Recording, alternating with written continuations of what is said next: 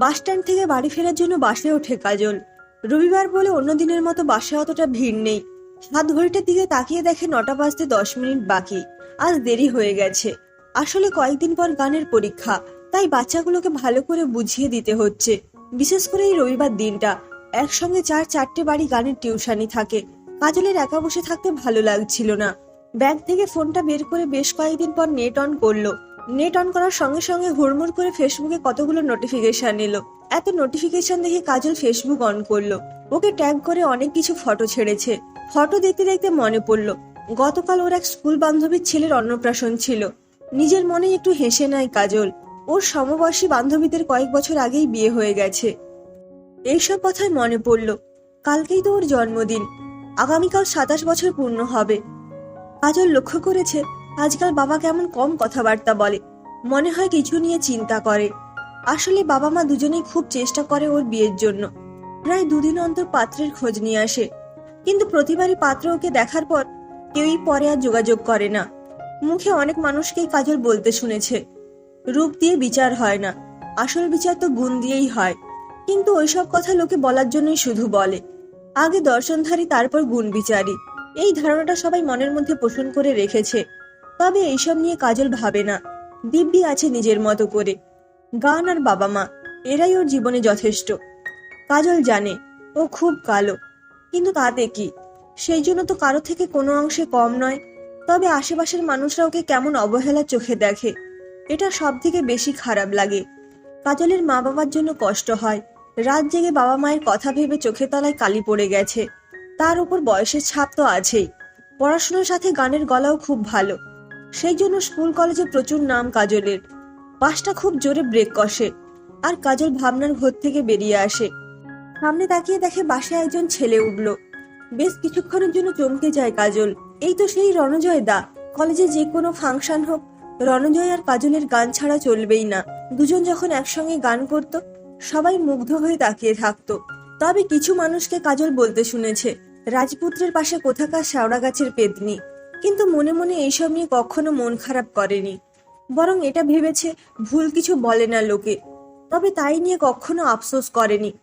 আসলে মনের দিক থেকে মেয়েটা অনেক শক্ত। নিজের কালো রংটাকে কখনো খোদ বলে মনেই করেনি। রণজয় মানুষটা খুব ভালো, একদম ফ্রি ভাবে মিশতো, খুব মোটিভেট করতো। কাজলের বেশ ভালো লাগতো। কখনো কখনো মনে একটা আশাও জাগতো, তবে সেই আশাকে বেশি বাড়তে দেয়নি। এই ভেবে যে এটা কখনো সম্ভব নয়, পরে নিজেকেই কষ্ট পেতে হবে। তারপরে কাজলের জীবনে এসেছিল বিপুল। ভালোবাসার সাগরে ভাসিয়ে নিয়ে গিয়েছিল কাজলকে। সাধারণ মধ্যবিত্ত পরিবারের মেয়েটা স্বপ্ন বুনতে শুরু করেছিল। বেশি কিছু না, নিজের পায়ে দাঁড়ানোর পর ছোট্ট একটা সংসারের স্বপ্ন। তবে স্বপ্ন ভেঙে যেতে সময় লাগেনি।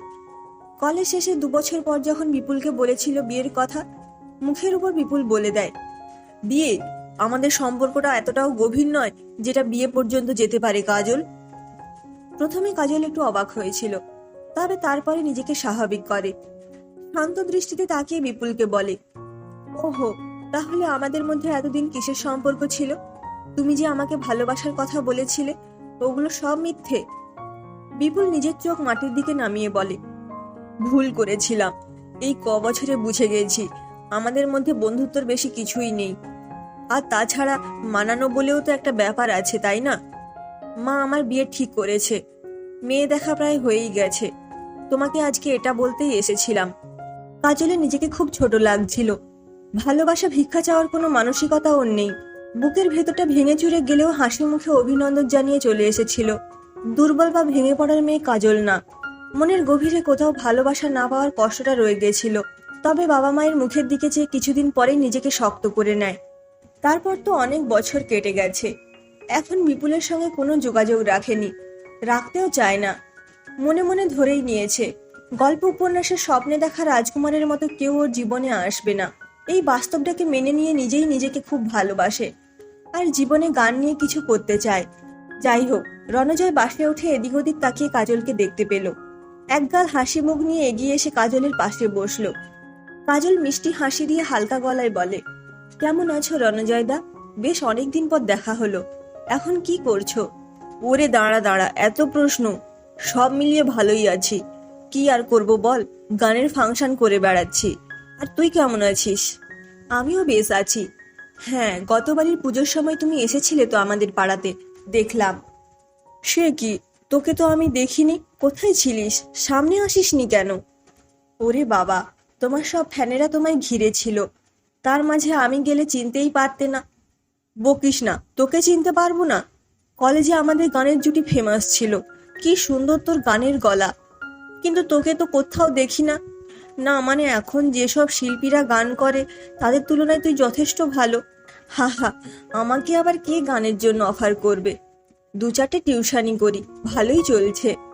কি, এত ভালো গানের গলাকে তুই শুধু টিউশনের মধ্যে আবদ্ধ করে রেখেছিস? ওসব ছাড়ো তো, আমার কথা বাদ দাও। তোমার খবর বলো, বিয়ে করেছো? বাদ দেবো কেন? শোন, এটা রাখ, কাল সকাল 10টায় এখানে দেওয়ার ঠিকানায় চলে আসবি। কিন্তু? কোনো কিন্তু না কাজল, যা বললাম তাই করবি। ঠিক আছে, আমি আসলাম, সাবধানে বাড়ি যাস। রণজয় এরপর পরের স্টপেজে নেমে যায়। এই প্রথম কাজল কারোর চোখে নিজের জন্য অবহেলা দেখল না। অন্যরকম একটা অনুভূতি হয়, সত্যি মানুষটা খুব ভালো। বাড়ি ফিরে আবার রণজয়ের কথা মনে পড়ছে। কেউ মন থেকে প্রশংসা করেছে ওর, এটা ভাবতেই খুব ভালো লাগছে। রাতে খাওয়ার সময় মা বাবা আরো একটা পাত্রের কথা বলেন। তাদের সঙ্গে দেখা করার দিনও জানিয়ে দেন কাজলকে।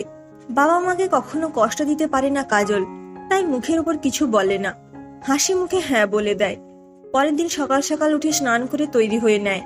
মা বলে হলুদ রংটা ওর গায়ে খুব মানায়, তাই হলুদ রঙের একটা কুর্তি পরে, সাদা পাটিয়ালি আর সাদা ওড়না গলায় ঝুলিয়ে নেয়। তখনই পায়েসের বাটি হাতে ঘরে এসেই কাজলের মা বলেন, কি সুন্দর লাগছে তোকে, এই পায়েসটুকু খেয়ে নে কাজু। মা, তুমি পারো বটে, এই বুড়ো বয়সে আবার জন্মদিন, কি যে বলিস না, বাবা মার কাছে সন্তানরা কখনোই বড় হয় না। কাজল প্রাণ ভরে পায়েস খেয়ে মায়ের পায়ে হাত দিয়ে প্রণাম করে, তারপর বসার ঘরে এসে বাবাকে প্রণাম করে। আজকে অবশ্য ওর বাবা একটু মুখে হাসি এনে ওকে বুকের মাঝে জড়িয়ে ধরেন। এইটুকুতে কাজলের মনটা খুশিতে ভরে যায়। মা বাবাকে বলে বাড়ি থেকে বেরিয়ে পড়ে। দুটো বাড়ি টিউশনি করে রণজয় দেওয়া কারের ঠিকানায় পৌঁছে যায়, তবে ভেতরে যাবে কিনা বুঝতে পারে না, তাই বাইরে দাঁড়িয়ে অপেক্ষা করছিল। কিছুক্ষণ পরে একটা অটো থেকে রণজয় নেমে আসে। রণজয়কে দেখে যেন কাজলের বুকে বল আসে।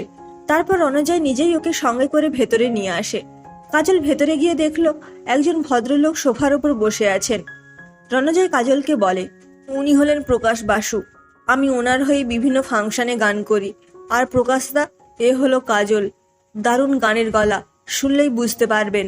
তাহলে একটা গান শোনাও দেখি, যদি ভালো লাগে সামনের প্রোগ্রামে তোমাকে রণজয়ের সঙ্গে গান করতে হবে। গান কাজল বরাবরই ভালো গায়, কিন্তু একটু নার্ভাস লাগছে। রণজয় কাজলকে চোখের ইশারায় গান করতে বলে। কাজল এবার নিজের চোখ দুটো বন্ধ করে। আমারও পরানো যাহা চায় তুমি তাই গানটা গেয়ে ফেলে। গান শেষ করে চোখ খুলে দেখে প্রকাশবাবু উঠে দাঁড়িয়ে হাততালি দিচ্ছেন আর জোর গলায় বলে ওঠেন, তোমার গলায় তো মা সরস্বতীর বাস, আমি আজকেই সব ব্যবস্থা করছি। সামনের মাসে একটা বড় ফাংশন আছে। রণজয়ের কাছে শুনেছি কলেজে তোমরা একসঙ্গে খুব সুন্দর গান করতে, তাই তোমাদের প্রথমে জুটি হিসেবে গান গাওয়াতে চাই, দেখি কেমন হয়। খুশিতে কাজলের মনটা ভরে ওঠে, জন্মদিনের উপহার পাওয়া হয়ে যায়। প্রকাশবাবুর সঙ্গে কথা বলার পর কাজল আর রণজয় বাইরে বেরিয়ে আসে। কাজল অনেক করে মানা করা সত্ত্বেও রণজয় ওকে কিছুটা দূরে একটা চায়ের দোকানে নিয়ে আসে, তারপর দুটো চায়ের ভাঁড় হাতে করে আনে। কাজল অবশ্য একদম সাদামাটা ভাবে থাকতে খুব পছন্দ করে, তবে রণজয় যে এত সাধারণ সেটা কখনো জানতে পারেনি। চায়ের কাপে একটু চুমুক দিয়ে কাজল বলে, ছোটখাটো ফাংশন করে তোমার চলে না? মানে চলে বলতে কোনো রকমে চলে যায়, বসে থাকার থেকে তো ভালো, এছাড়া তো আর কোনো গুণই নেই। আর চাকরি হয়তো মধ্যবিত্ত ঘরের ছেলে মেয়েদের হয় না। রণজয়ের কথায় কাজল কেমন একটা আফসোস অনুভব করে, তবে বেশি কিছু বলে না, শুধু অল্প হাসে। আর তখনই মোবাইলটা বেজে ওঠে। কাজলের আবার এই ব্যাপারটা খুব বিরক্তিকর লাগে। বছরে 365 দিনের মধ্যে সবার শুধু এই একটা দিনই মনে পড়ে, আর বাকি দিনগুলো মরল না বাঁচলো কেউ খোঁজ নিতেও আসে না।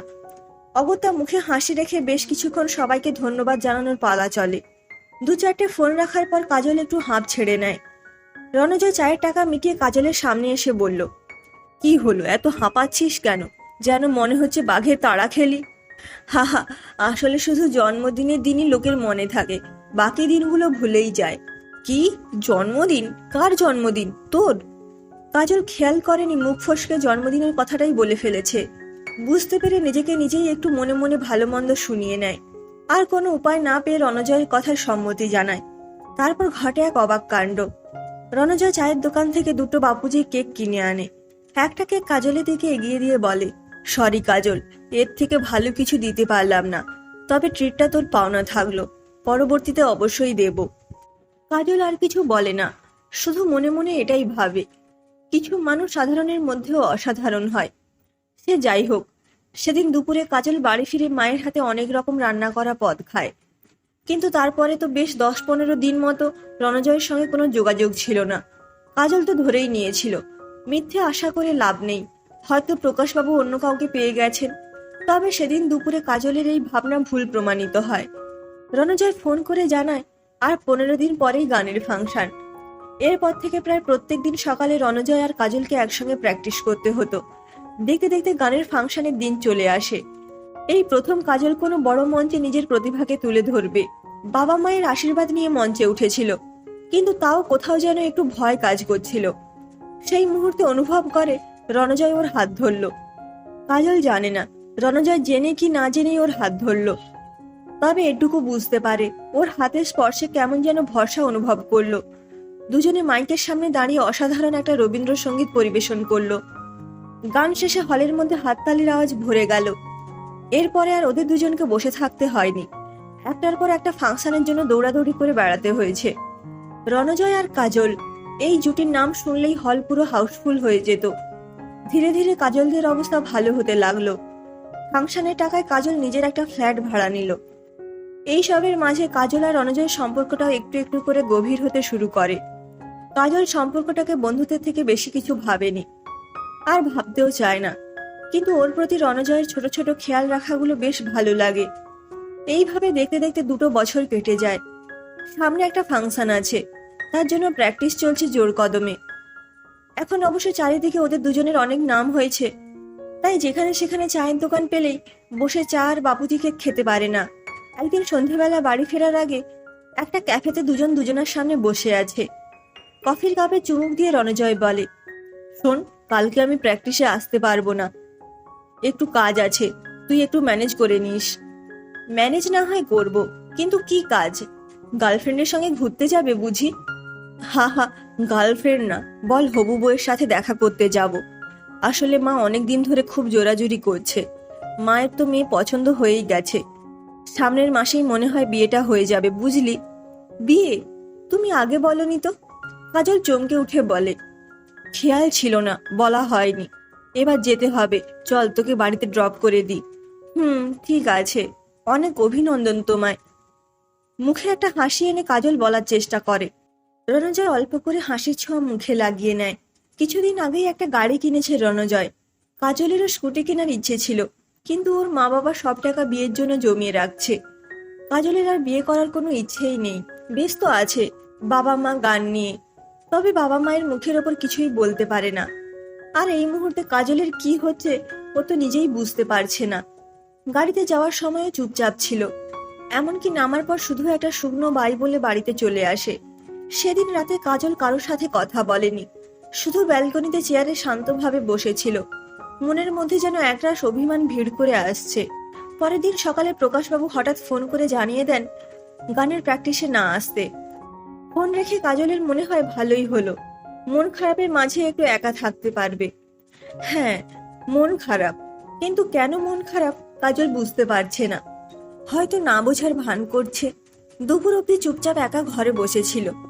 খাওয়ার সময় শুধু মা বাবাকে বুঝতে না দেওয়ার জন্য কোনো রকমে খেয়ে নেয়। বিকেলের দিকে মা ঘরে এসে জানায় কাজলকে আজকে মাসির বাড়ি থেকে লোকজন আসবে। কাজল শুধু মাথা নাড়ে, আর কিছুই বলে না।